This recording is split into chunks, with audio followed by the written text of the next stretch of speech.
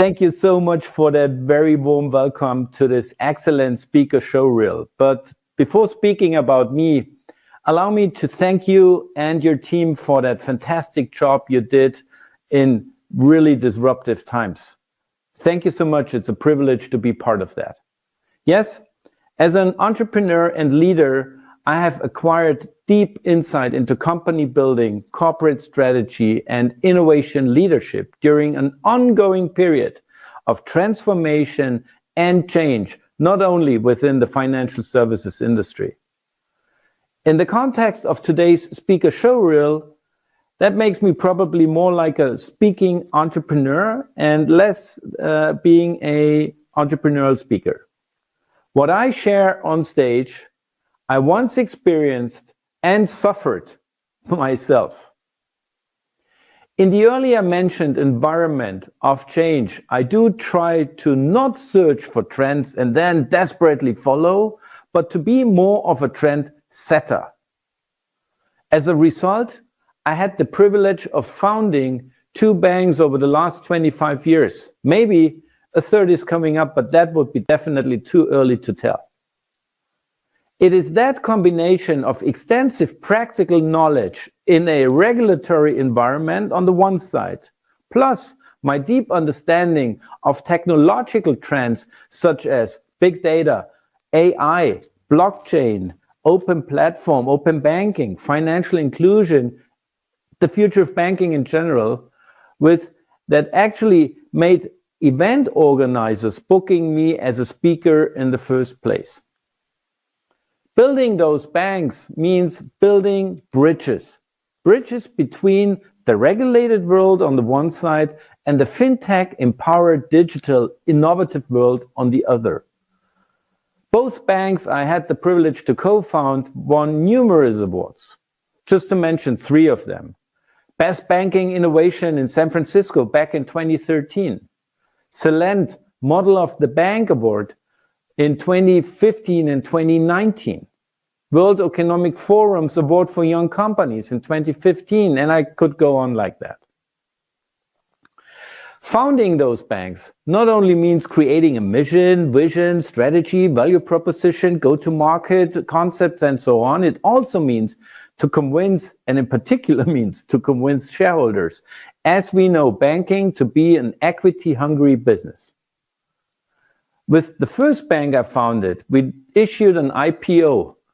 The second bank I founded, I did sell in a trade sale transaction. We did acquire roughly 600 million euros of capital increases. We had more than 1,500 meetings with potential investors, shareholders, supervisors, auditors, and not to forget regulators. What I talk about in my speeches are not some textbook quotes I would have collected over the last 30 years of being in this business. No, these are real life experiences. To further your understanding, I began my career in the hospitality sector. I worked in a hotel, and that experience in retrospect, which has clearly shaped me as a person and my work ethic. Without those valuable years there in hospitality, I would have not been able to achieve the same. I've brought my hospitality-based expertise from a customer-centric sector to the more rational, number-based, cold-hearted world of finance. The core of my philosophy is centered around how financial services organizations can use technology to effectively engage their retail and SME customer base with innovative, value-adding businesses and service ideas and models. Can you believe this? That was the revolution, to be tech-centric and customer-centric in the same time. Allow me to illustrate a bit how I translate such topics into hopefully an entertaining speech. A venture cap company once invited me to do a dinner keynote at their shareholders and partner dinner. I should speak about the value proposition and my experiences at Federal Bank. The venue was the Swan, a restaurant just next to the Globe, the very famous Shakespeare Theatre in London. Well, delivering a speech near the Shakespeare Theatre you cannot ignore that very particular environment, even being German, you know? I finally decided to rewrite a little bit King Hamlet by translating this tragedy into the world of financial crisis, and why fintech innovation is actually the only way out. 16 rules of new banking emerged of that, each of them written on a skull, to be or not to be. Of course, had to be part of that speech for the amusement of all. As a founder and CEO of Feeder Bank and DAB Bank, we had to build organizations from scratch, from team size of exactly 0 employees to more than 1,000. It was that time in which I experienced how difficult it is to create a supportive corporate culture and how impossible it might be to merge 2 totally diverse cultures, just like the incumbent culture of a parent company on the one side with the innovation-centric culture of that subsidiary on the other. Corporate culture and leadership challenges in fast-moving and changing environments are therefore one of my favorite topics. Can I share another anecdote? I had a lot of fun in 2019, speaking at the Money 2020 in Amsterdam. And with the organizers, I agreed to share some of my cultural experiences out of the takeover by an incumbent company. Finally, and for I don't know whatever reason, together we decided that the title of the show should be, Is M&A the abbreviation of murder and assassination? Again, you cannot ignore such a striking topic sentence. Of course, I had to dress up accordingly. Here you see the outcome. The blood, of course, was not real, but the social media buzz about it was. In all those years, I experienced many political and economic crises. It was the financial crisis that started when we filed for Feeder banking license application back in 2007. But we made it and we've been awarded with the license in 2009. It was the burst of the internet bubbles that hit us in the year 2000, just once we did the DAB Bank IPO. In 2003, 3 years later, we had been back on track of profitability. We started a JV with a Russian version of community banking when eventually the Ukraine was invaded. The sanctions made it absolutely impossible to recover and we sadly had to close. It was the Brexit referendum, just days before we've achieved our signature day for the Feeder trade sale, endangering the transaction, but we made it 10 days later. It was the COVID-19 pandemic now, in which I'm a proud member to various startup initiatives.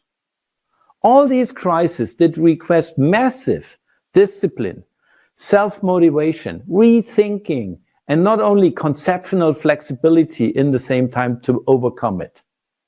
Such crisis-based experience of mine was the reason for the Singaporean regulator to invite me as a speaker to the session Founders in Resilience. Students, entrepreneurs, regulators, investors had been the audience. Being a co-host of Breaking Bank's podcast allows me to share, discuss, and deliver on the previously mentioned topics in a web-based format, having thousands of listeners month by month.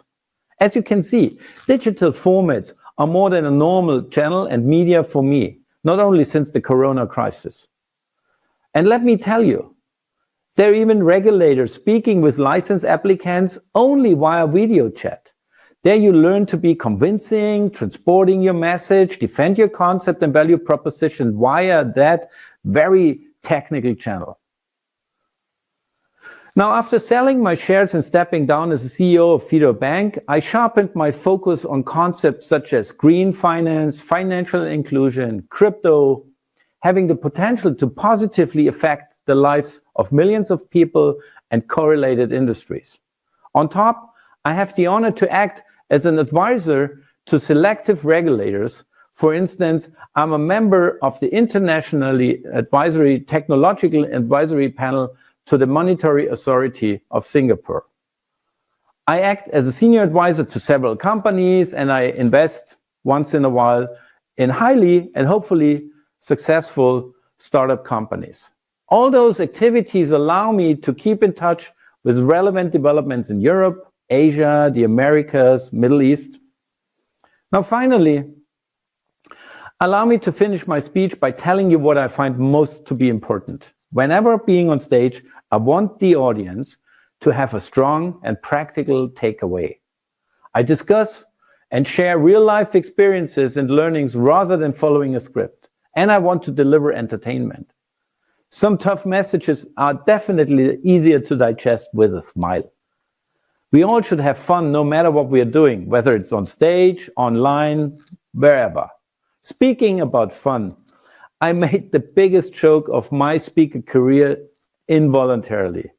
In front of an audience of roughly 3,000 people, I spontaneously had to take over the moderation of a panel discussion. When introducing now my panel guests, really, I tried so hard not to make any mistake. And you can guess it happened. I introduced a very well-known Oxford sociology professor, still this is today a very hard word for me, sociology professor, as a professor for Scientology. What an embarrassment. 3,000 people collapsing in front of me. However, we had a great discussion and a very, very good show. Now, summarizing. Yes, my origin is the service industry in general. My home turf is the financial services industry.